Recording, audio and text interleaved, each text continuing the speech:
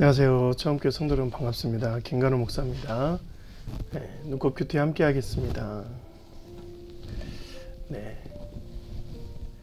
우리가 생각할 때 하나님의 사역을 하면서 개인적으로 어려움이 있을 수 있어요. 그런데 개인적인 것은 하나님의 것이 아닙니다. 하나님 나라의 삶이 내 삶이 되면 내 감정이나 내 욕구가 중요하지 않게 된다는 것은 내 개인적인 것보다 더 중요한 것들이 하나님 나라에 있으니까 그것이 하나님과 이렇게 좀 멀리 두어야 되는 거예요. 예수님도 그랬잖아요. 내가 내 십자가를 지고 주 앞에 따른다. 우리는 우리에게 있는 그 십자가를 지어야 한다는 것은 결국 하나님의 일을 하면서 내 개인적인 것을 드러내거나 내 앞세운 것이 아니라 나를 복종시켜서 나를 쳐서 복종시키는 일들이 항상 주님 안에서 이루어져야 된다는 얘기입니다. 그래서 주 안에서 항상 주 안에 살면서 내 개인적인 감정을 드러내는 일보다 하나님의 그 사역들, 하나님 나라에 집중하며 살아가는 것이 더욱 훌륭한 우리의 삶이 아닌가 싶습니다. 오늘도 그런 마음으로 함께 은혜 나누기를 원합니다. 오늘 디모데후서 4장 9절부터 22절까지 말씀이에요. 바울이 쓰는 마지막 서신이자 마지막 페이지예요. 디모데에게 자신의 마지막 생명줄이 있을 때의 그 끝을 쓰는 것입니다. 9절에 너는 어서 속히 내게로 오라. 빨리 오라는 말은 내가 이제 생명이 다하는 날이 얼마 남지 않았으니까 네 얼굴을 보고 싶다. 갇혀있는 상황에 있는 상황에서 얼굴을 빨리 보고자 하는 그리움을 표현한 것이죠. 그러면서 자신에게 있는 동료들을 언급하면서 수많은 사람들이 자신을 떠났고 또 자신 옆에 남아있는 사람들을 얘기합니다.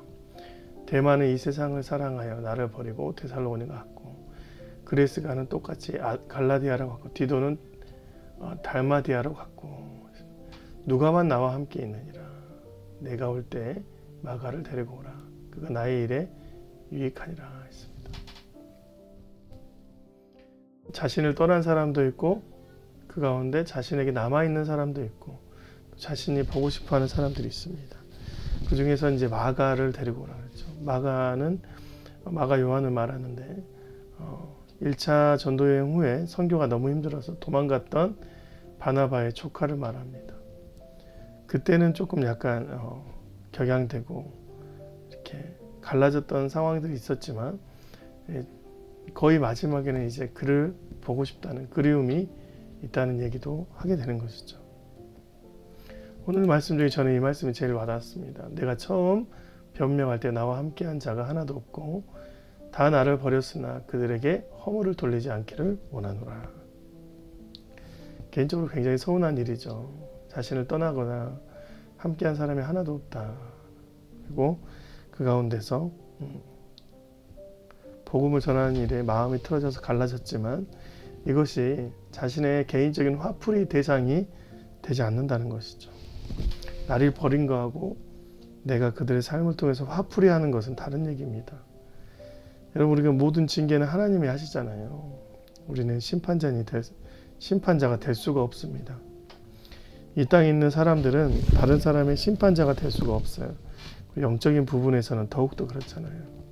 사역은 영적인 부분이기 때문에 누군가 월등하게 하거나 부족한 것이 한 것이 아니라 하나님께서 주시는 만큼 받아 누리는 것입니다.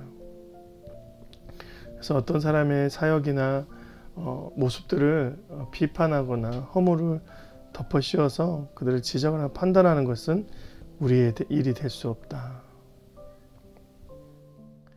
우리는 사역을 하다가 개인적인 일들이 있으면 항상 평가합니다. 내 개인적으로. 근데 그런 일들이 일어나지 않고 오직 하나님 안에서 하나님 나라와 연결된 삶을 살아야 된다라고 얘기를 하는 것이죠.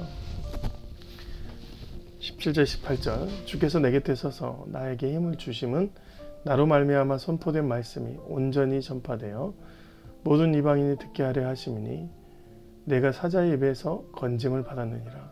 주께서 나를 모든 악한 일에서 건져내시고 또 그의 천국에 들어가도록 구원하시리니 그에게 영광이 세세 무궁토록 있을지어다. 아멘.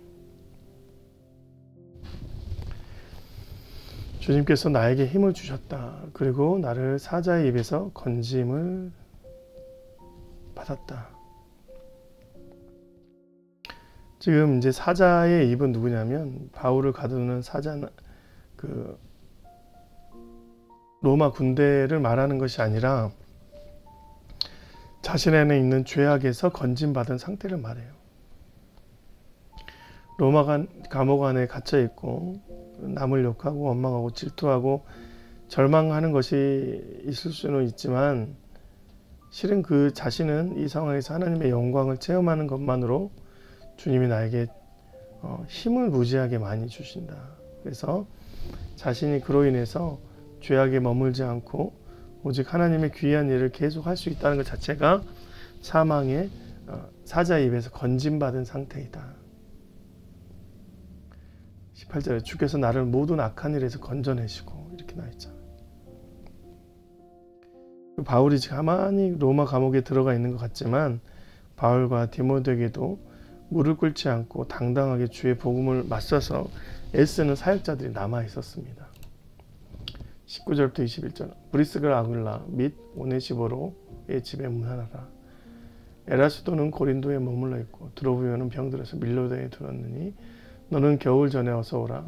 으블로와 부데와 리노와 글라우디오와 모든 형제가 다 내게 문안하니라. 나는 주께서 내 심령에 함께 계시기를 바라노니 은혜가 너희와 함께 있을지어다.